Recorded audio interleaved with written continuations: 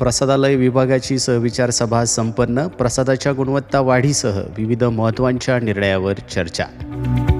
19 डिसेंबर 2025 रोजी संकुलाच्या दोन्ही प्रसादालय विभागाची संयुक्त सहविचार सभा यशस्वीरित्या संपन्न झाली असून या सभेमध्ये प्रसादालयाच्या कार्यप्रणालीत अधिक सुधारणा करण्याच्या दृष्टीनं विविध महत्त्वाच्या विषयावर सविस्तर चर्चा करण्यात आली.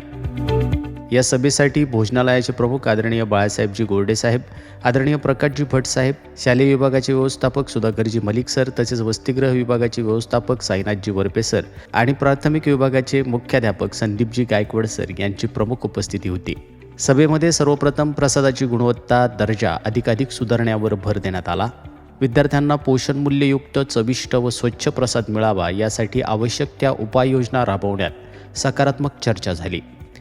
तसेच प्रसादामध्ये वापरण्यात येणाऱ्या ठराविक मसाल्यांमध्ये आवश्यक ते बदल करणं गरजेचं असल्याचं मत सभेमध्ये मांडण्यात आलं. मसाल्याच्या गुणवत्तेमुळे प्रसादाच्या चवीवर व आरोग्यावर होणारा परिणाम लक्षात घेऊन योग्य तो निर्णय घेण्याचं ठरवण्यात आलं.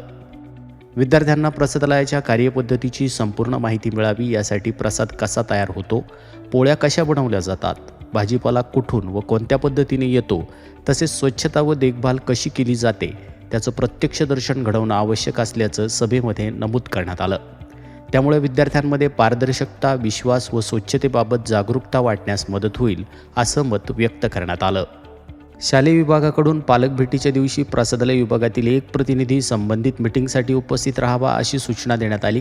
त्यामुळे पालकांना प्रसादालयाबाबत थेट माहिती मिळेल व त्यांच्या शंकांचं निरसन करण्यास मदत होईल. तसेच प्रसाद वाटप यंत्रणेसाठी पुरेसं मनुष्यबळ उपलब्ध असणं आवश्यक असल्याचं शालेय विभागाकडून अधोरेखित करण्यात आलं, जेणेकरून विद्यार्थ्यांना वेळेत व शिस्तबद्ध पद्धतीनं प्रसाद मिळू शकेल.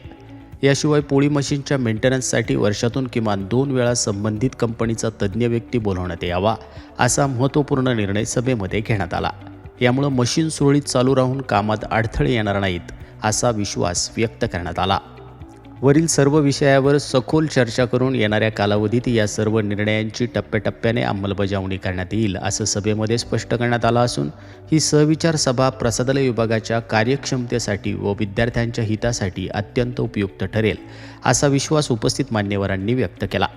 या नियोजनाचे व नवीन उपक्रमाचे संस्थेचे अध्यक्ष माननीय श्रीमान नंदकुमारजी सूर्यवंशी साहेब यांनी अभिनंदन केलं असून प्रसादालयाच्या पुढील वाटचालीसाठी व नियोजनासाठी परमपूज्य सद्गुरू आत्मा मालिक माऊलींच्या कृपा आशीर्वादासह हार्दिक शुभेच्छा दिल्या आहेत. आत्मा मालिक न्यूजसाठी संपादक सागर आहिरे, कोकम ठाण.